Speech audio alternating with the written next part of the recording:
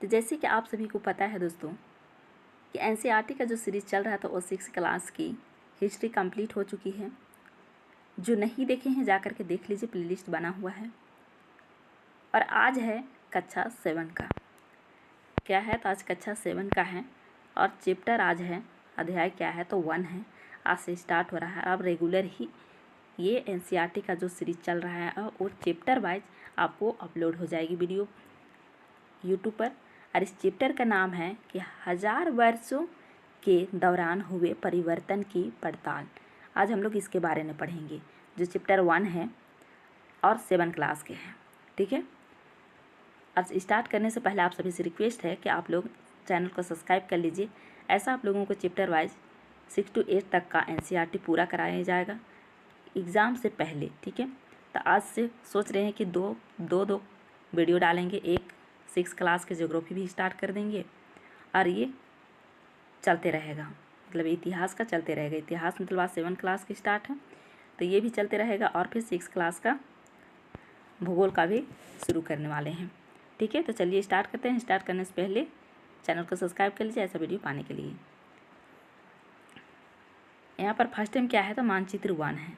अब इस मानचित्र 1 में क्या क्या बताया गया है, कौन बनाया है, क्या क्या है, उसके बारे में हम लोग जानते हैं। अरब भूगोलवेत्ता अल इदरीसी ने, किसने तो अल इदरीसी ने 1154 में बनाया था। यहाँ जो नक्शा दिया गया है वह उसके द्वारा बनाए गए दुनिया के बड़े मानचित्र का हिस्सा है। क्या है? बड़े मानचित्र का हिस्सा है और भारत उपमहाद्वीप को दर्शाता है। इस समय चीज़ों की जानकारी का अभाव तथा उस मानचित्र बनाने का तकनीकी था, जिसके कारण यह मानचित्र उल्टा दर्शाया गया है। जब अल इदरीसी ने भारत का जो मानचित्र बना रहा था उस वक्त उल्टा मानचित्र बनाया गया है। जैसे कि आप यहाँ पर इस फोटो में आप देखिए, ठीक है ना, इस फोटो में आप अच्छे से देखिए। ये क्या है तो ये श्रीलंका को दर्शाया गया है और ये पूरा उत्तर भारत की है इधर, ठीक है ना। मतलब श्रीलंका को दर्शाया गया है किधर, तो जो अभी वर्तमान कश्मीर में है, कश्मीर है, उधर दर्शाया गया है। ठीक है। और ये समुद्र के इलाके की तरफ दर्शाया गया है, मतलब उल्टा दर्शाया गया है। ठीक है। और ये कहाँ का व्यक्ति था तो ये था अरब का। इस बात को याद रखेंगे, ये अरब का व्यक्ति था और इसका नाम क्या था तो अल इदरीसी था। कब इसको बनाया था तो 1154 में बनाया था। और मानचित्र कैसा बना था तो उल्टा बना था। ठीक है, उल्टा दर्शाया गया था। इस बात को हमेशा ध्यान रखेंगे। इतने ही से आपको क्वेश्चन बनने का बहुत चांस रहता है और पूछा भी गया है। ठीक है, पूछा भी गया है। तो चलिए अब आगे हम लोग चलते हैं। ठीक है, ये अल इदरीसी ने बनाया था। ठीक है, इस व्यक्ति को आप देखिए, इसी व्यक्ति का नाम है अल इदरीसी। ठीक है। तो चलिए हम लोग मानचित्र 2 पर चलते हैं। अब मानचित्र 2 क्या कह रहा है दोस्तों, तो मानचित्र 2 में है कि फ्रांसीसी मानचित्रकार ने 1720 में बनाया था। कब बनाया था तो 1720 ने बनाया था। इस समय मानचित्रकार बनाने का तकनीक के काफ़ी बदल गई थी, मतलब उस वक्त से बदल गई थी। जब 1154 ने बनाया था अल इदरीसी ने, तो उस वक्त से 1720 में इसका तकनीकी बदल गई थी और यह मानचित्र बनाने का तकनीक के काफ़ी बदल गई थी। और यह मानचित्र लगभग 600 वर्ष बाद बनाया गया था। किससे तो अल इदरीसी ने जो बनाया था उससे 600 वर्ष बाद बनाया गया था। और यूरोप के नाविक तथा व्यापारी अपने समुद्र यात्रा के इस नक्शे का इस्तेमाल किया करते थे। और यहाँ पर नई और पुरानी हो जाएगा। ठीक है ना, मतलब जो समुद्र यात्रा करते थे तो इस नक्शे को बनाया गया था, तो इसको नक्शा को लेकर के वो यात्रा करते थे। ठीक है, और इस नक्शे के द्वारा वो यात्रा कर करके पहुँचते थे। तो ये कितना पहले बनाया गया था, कितना बाद में बनाया गया, तो 600 वर्ष बाद बनाया गया। अब जब पहले अल इदरीसी ने बनाया था वो बनाया था 1100 कितना में बनाया था तो 1154 में बनाया था। ठीक है, और ये बनाया 1720 में। कब तो 1720 में, तो यानी 600 के अंतर में बनाया गया। ठीक है, तो चलिए अब हम लोग आगे चलते हैं। ये है ये चित्र। ठीक है, नेक्स्ट है शब्दावली। ऐतिहासिक अभिलेख कई तरह की भाषाओं में मिलते हैं और यह भाषाएं भी समय के साथ साथ बहुत बदली हैं। उदाहरण के लिए हिंदुस्तान शब्द ही लीजिए। क्या है उदाहरण के लिए, तो हिंदुस्तान शब्द ही लीजिए, मतलब बदली है बहुत सारे, जैसे जैसे आते गए हर चीज़ भाषाएं भी बदलती गई। तो आज हम ऐसे आधुनिक राष्ट्रीय राज्य भारत के अर्थ में लेते हैं। 13वीं सदी में जब फारसी के इतिहासकार मिनहाज सिराज ने हिंदुस्तान शब्द का प्रयोग किया था। हिंदुस्तान शब्द का प्रयोग किसने किया था, तो मिनहाज सिराज ने हिंदुस्तान शब्द का प्रयोग किया था। तो उसका आशय पंजाब, हरियाणा और गंगा यमुना के बीच के स्थित इलाकों से था। मतलब पूरे भारत को हिंदुस्तान नहीं कहा था। ये किस किस स्थान को कहा था, तो ये पंजाब हो गया, हरियाणा हो गया और गंगा से यमुना के बीच जो स्थिति इलाका था उसके बारे में ये हिंदुस्तान शब्द का प्रयोग किया था। और उसने इस शब्द का राजनीतिक और आर्थिक उन इलाकों में लिए इस्तेमाल किए जो दिल्ली के सल्तनत, दिल्ली सुल्तान के अधिकार क्षेत्र में आते थे। मतलब जो दिल्ली के सुल्तान थे, जो राज्य करते थे, उनके अधिकार क्षेत्र में आते थे, उतने ही जगह को वो हिंदुस्तान शब्द का प्रयोग किया था। किसने किया था, तो मिनहाज सिराज ने किया था। ठीक है, तो चलिए अब आगे चलते हैं हम लोग। अब आगे है हिंदुस्तान शब्द दक्षिण भारत के समावेश में कभी नहीं हुआ। मतलब जो दक्षिण भारत है उसमें हिंदुस्तान शब्द का दक्षिण में मतलब कभी भी इसका नाम नहीं आया, इसका जिक्र नहीं हुआ। 16वीं सदी के आरंभ में बाबर ने हिंदुस्तान शब्द का प्रयोग किया। मतलब पहले मिनहाज सिराज ने किया, उसका बाद 16वीं सदी के आरंभ में बाबर ने किया हिंदुस्तान शब्द का प्रयोग। इस उपमहाद्वीप में भूगोल, पशु पक्षियों और यहाँ के निवासियों के संस्कृति और वर्णन करने के लिए किया, मगर भारत को भौगोलिक और सांस्कृतिक स्वास्थ्य के रूप में पहचाना जा रहा था। वह हिंदुस्तान शब्द से हुए राजनीतिक और राष्ट्रीय अर्थ नहीं जुड़े थे जो हम आज जोड़ते हैं। मतलब जो आज हम लोग जोड़ते हैं वो पहले नहीं जोड़े थे। मतलब पहले पूरे भारत को भी नहीं बोला गया था और ये पूरे भारत को ये नहीं बोला गया था, बल्कि ये क्या भूगोल में मतलब पशु पक्षियों की ये संस्कृत भूगोल की ये सारे चीज़ को बोला गया था और उससे हम लोग आज पूरे जोड़ते हैं। ठीक है ना। और मानो किसी गांव के आने वाला कोई भी अनजान व्यक्ति जो उसे समाज या संस्कृति का अंग ना हो तो वो विदेशी कहलाता था। क्या कहलाता था, तो विदेशी कहलाता था। ठीक है, अब हम लोग चलते हैं नेक्स्ट में। तो नेक्स्ट क्या है, तो स्रोत है। क्या है दोस्तों, तो स्रोत है। चलिए स्रोत के बारे में भी देखते हैं। इतिहासकार किस युग का अध्ययन करते हैं, किस युग का अध्ययन करते हैं और उनकी खोज की प्रकृति क्या है, इसे देखते हुए अलग अलग तरह के स्रोतों का सहारा लेती है। क्या करती है, अलग अलग तरह के स्रोतों का सहारा लेती है। इस पुस्तक में हम मोटे तौर पर 700 से 1750 ईस्वी तक लगभग 1000 वर्षों के बारे में पढ़ेंगे। इतिहासकार इस काल के बारे में सूचना इकट्ठी करने के लिए अभी भी सिक्कों और शिलालेखों, स्थापत्य, भवन निर्माण कला तथा लिखित सामग्री पर निर्भर करते हैं। किससे पता करता है, तो सिक्कों से पता करता है, शिलालेखों से पता होता है। ठीक है ना, इतिहासकारों ने इससे पता करते हैं। ठीक है, अब नेक्स्ट है कि इस युग में प्रमाणिक दक्षित सामग्री की संख्या और विविधता आश्चर्यजनक रूप से बढ़ गई। इस समय के दौरान कागज क्रमश सतह होता गया और बड़े पैमाने पर उपलब्ध भी होने लगा। क्या होने लगा, तो बड़े पैमाने पर उपलब्ध भी होने लगा। लोग धर्म शासकों के वृत्तांत, संतों के लेखक तथा उपदेश अर्जित अदालतों के दस्तावेजों, हिसाब तथा करों के खाते आदि लिखने में इसका उपयोग करने लगे। धनी व्यक्ति, शासक जनमठ तथा मंदिर पांडुलिपियों एकत्रित किया करते थे। अब ये पांडुलिपियाँ क्या होती हैं, हम लोग 6 क्लास में अच्छे से देखे हैं। ठीक है, ये ताड़ का पत्र होता है और उसमें क्या हाथ से लिखा हुआ होता है।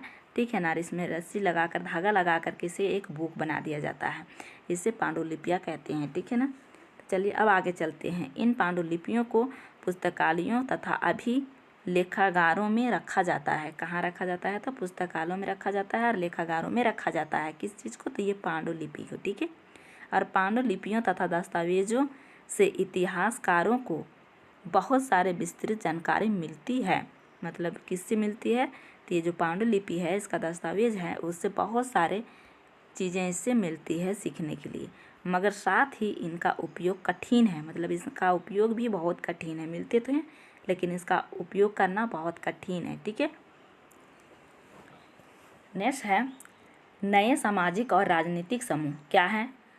नए सामाजिक और राजनीतिक समूह 700 और 1750 के बीच के हजारों वर्ष का अध्ययन इतिहासकारों के आगे भारी चुनौती रखता है।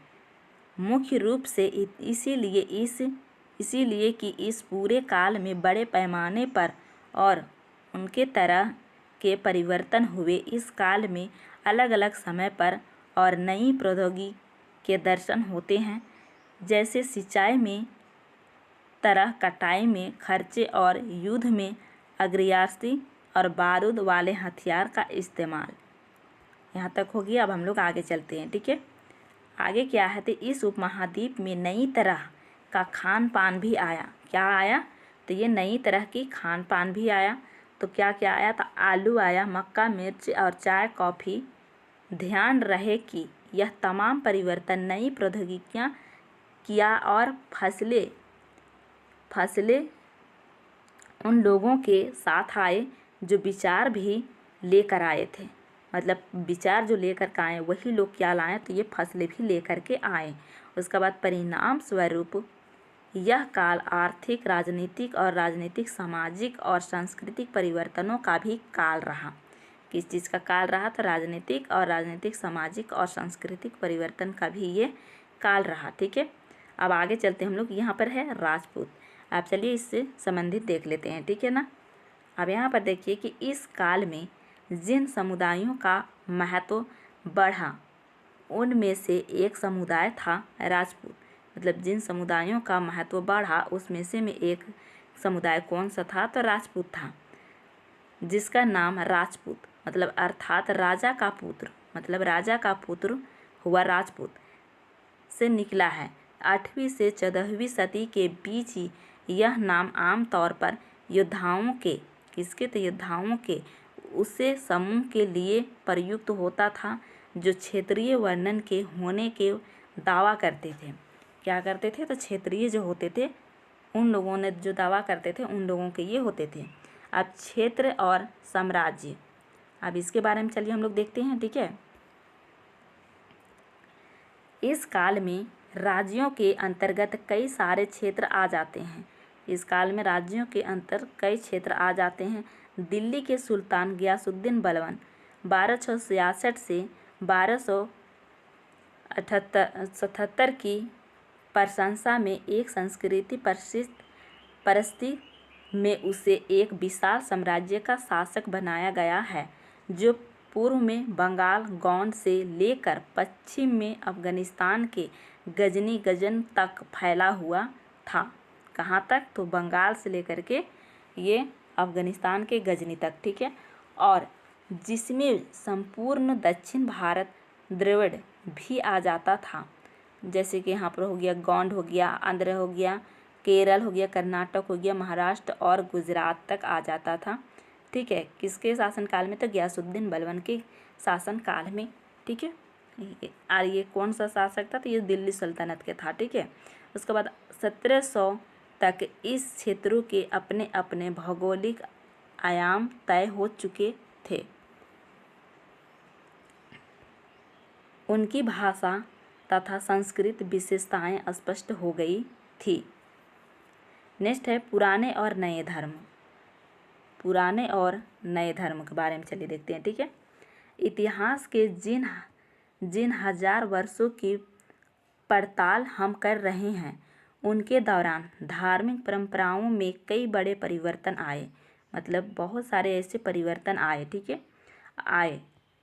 दैनिक तत्व में लोगों का आस्था कभी कभी बिल्कुल ही व्यक्तित्व स्तर पर होती थी, मगर आमतौर पर इस आस्था का स्वरूप सामूहिक होता था। किसी वैदिक तत्व में सामूहिक आस्था यानी धर्म प्राय स्थानीय समुदायों के सामाजिक और आर्थिक संगठन में संबंधित होती थी। जैसे जैसे इन समुदायों का सामाजिक संसार बदलता गया, वैसे ही इनकी आस्थाओं में भी परिवर्तन आया। मतलब जैसे जैसे सामाजिक संसार सारा चीज़ समुदाय बदलते गया, उसी में आस्था भी क्या हुआ, तो परिवर्तन हो गया, वो भी बदल गया। ठीक है, नेक्स्ट है हिंदू धर्म। चलिए अब देखते हैं। आज जिसे हम हिंदू धर्म कहते हैं, उसमें भी इसी युग में महत्वपूर्ण बदलाव आए। इन परिवर्तनों में से कुछ थे नए देवी देवताओं की पूजा, राजाओं द्वारा मंदिरों का निर्माण और समाज में पुरोहितों के रूप में ब्राह्मणों का बढ़ता महत्व, बढ़ती सत्ता आदि। ये सारे चीज़ हिंदू धर्म से रिलेटेड हैं। ठीक है, अब आते हैं संरक्षक। संस्कृत ग्रंथों के ज्ञान के कारण समाज के ब्राह्मणों का बड़ा आदर होता था। यही युग था जिसमें इस उपमहाद्वीप में नए नए धर्म का भी आगमन हुआ। क्या हुआ? इसी युग में नए नए धर्म का भी आगमन हुआ। कहाँ? तो हिंदुस्तान में। ठीक है, कुरान शरीफ का संदेश भारत में 7वीं सदी में व्यापारियों और आप्रवासियों के जरिए पहुंचा। मुसलमान कुरान शरीफ के अपना धर्म ग्रंथ मानते हैं, केवल एक ईश्वर अल्लाह की सत्ता को स्वीकार करते हैं। इस्लाम विद्वान धर्मस्थारियों और न्यायस्त्रियों उलेमा को संरक्षण देते थे। इस्लाम के अनुयायी में कुछ शिया थे जो पैगंबर साहब तथा कुछ सुन्नी थी जो पैगंबर साहब के दामाद अली को मुसलमानों का विधस्तमान नेता मानते थे। अब आप लोग नेक्स्ट चलते हैं। समय और इतिहास के कालखंडों पर विचार। समय और इतिहासकारों के कालखंडों पर विचार। इतिहासकार समय को केवल घड़ी या कैलेंडर की तरह नहीं देखते हैं। मतलब इतिहासकार है वो समय और घड़ी या कैलेंडर की तरह इतिहास को नहीं देखते हैं, बल्कि ये कुछ बड़े बड़े हिस्सों, युगों या कालों में बांट दिया जाए तो समय का अध्ययन कुछ आसान हो जाता है। क्या होता है? तो कुछ आसान हो जाता है। ठीक है, 19वीं सदी के मध्य में अंग्रेज इतिहासकारों ने भारत के इतिहास को 3 युगों में बांटा था। कितने युगों ने बांटा था? तो 3 युगों ने बांटा था। और कौन कौन सा? तो एक हो जाएगा हिंदू, दूसरा मुस्लिम, फिर और तीसरा क्या? तो ब्रिटिश हो जाएगा। ठीक है, नेक्स्ट है कि यह विभाजन इस विचार पर आधारित था कि शासकों का धर्म ही एकमात्र महत्वपूर्ण ऐतिहासिक परिवर्तन होता है और अर्थव्यवस्था, समाज और संस्कृति में और कोई भी महत्वपूर्ण बदलाव नहीं आता।